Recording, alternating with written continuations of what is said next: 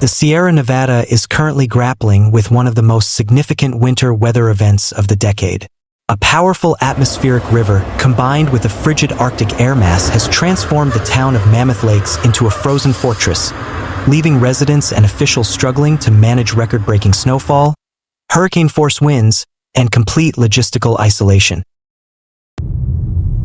Since the onset of the storm 48 hours ago, Mammoth Mountain has reported a staggering 75 to 100 inches, 1.9 to 2.5 meters, of new snow at the summit, with at least 4 feet accumulating in the village proper. Meteorologists from the National Weather Service have characterized this event as a high-impact blizzard, noting that visibility has frequently dropped to zero due to whiteout conditions. Wind gusts across the ridges have been clocked at over 150 miles per hour, effectively shutting down all lift operations at Mammoth Mountain Ski Area. The sheer volume of snow is falling at rates of 3 to 5 inches per hour, outpacing the ability of municipal snowplows to keep primary arteries open. The Mono County Sheriff's Office has issued a mandatory shelter-in-place order for all residents. The primary lifeline to the region, U.S. Route 395, has been closed in both directions from Bishop to Bridgeport. Caltrans officials cited multiple spinouts, jackknifed semi-trucks, and a high risk of spontaneous avalanches onto the roadway as the reasons for the indefinite closure.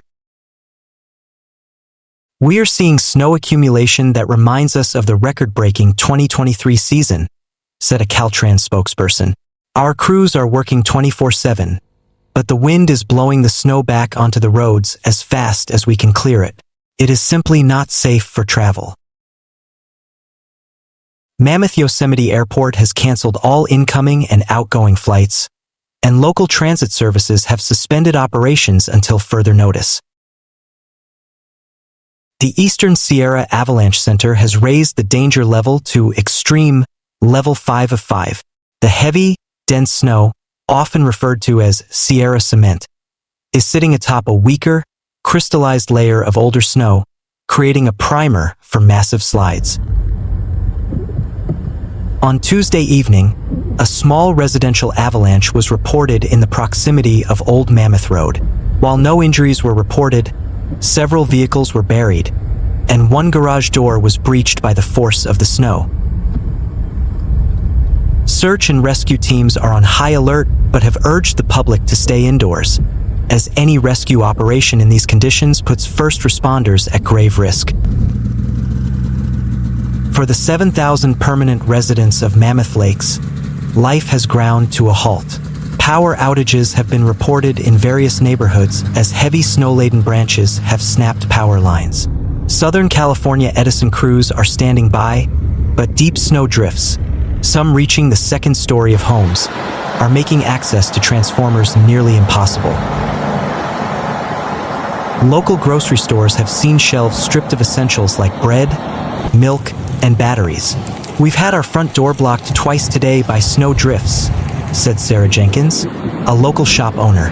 You have to dig your way out just to see the street. It's beautiful, but it's also exhausting and dangerous.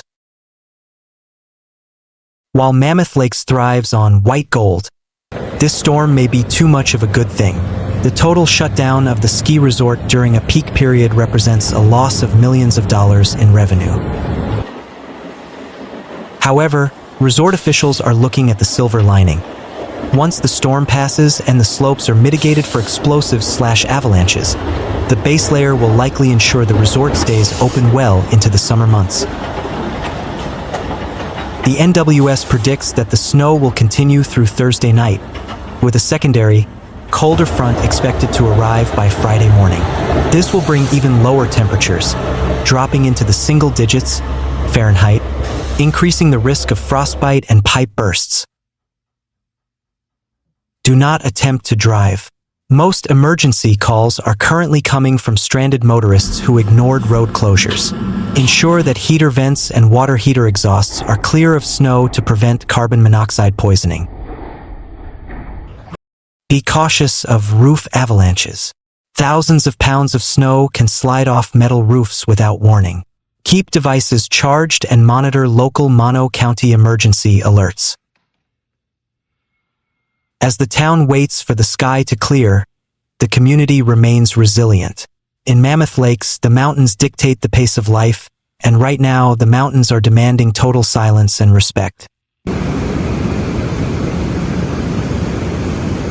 Meanwhile, the state of California is currently facing a catastrophic hydrological crisis as a relentless parade of storms, fueled by a potent atmospheric river, has left vast swaths of the Golden State submerged. From the rugged coastlines of Monterey to the urban sprawl of Los Angeles and the agricultural heartland of the Central Valley, the scale of destruction is being described by emergency officials as unprecedented in the modern era. The current disaster is driven by a Category 5 atmospheric river, a phenomenon where a narrow corridor of concentrated moisture originates near Hawaii, hence the name Pineapple Express, and moves toward the west coast. Meteorologists from the National Oceanic and Atmospheric Administration noted that this specific system has been stalled over central California due to a high-pressure block in the Pacific. This stagnation has resulted in localized rainfall totals exceeding 12 to 18 inches within a 72-hour window in the Santa Cruz Mountains and the Santa Lucia Range. The soil, already saturated from previous storms in early 2025, has lost all capacity for absorption, leading to 100% runoff into already swollen river systems. The most critical situation is unfolding in the Central Valley and Monterey County. On Wednesday evening, a significant levee breach occurred along the Pajaro River, forcing the immediate evacuation of thousands of residents. Floodwaters surged through the breach at an alarming rate, inundating agricultural fields and residential communities under 5 to 8 feet of water. In the Sacramento-San Joaquin River Delta, water levels have reached monitor stage, putting immense pressure on aging levee systems that protect billions of dollars in infrastructure and vital farmland. For the first time in years, the Oroville Dam and Folsom Dam have initiated high-volume releases through their spillways to maintain reservoir integrity, causing downstream river levels to rise rapidly in Sacramento and Marysville. While the rural areas face long-term flooding, urban centers are grappling with flash flooding and geological instability. The Southland has seen record-breaking rainfall that turned the Los Angeles River into a raging torrent. Significant mudslides in the Hollywood Hills and Beverly Crest have destroyed several multi-million-dollar properties, highlighting the dangers of debris flows in areas previously scorched by wildfires. The city's aging sewer systems were overwhelmed, causing manhole geysers and flooding in the Mission District. Regional transit, including BART and Caltrain, reported major delays due to standing water on tracks and power failures. Governor Gavin Newsom has expanded the state of emergency to include 43 of California's 58 counties. The Federal Emergency Management Agency has begun mobilizing resources to assist in search and rescue operations. At least 12 fatalities have been confirmed statewide, ranging from individuals trapped in submerged vehicles to those struck by falling trees during high wind events. Over 25,000 Californians remain under mandatory evacuation orders.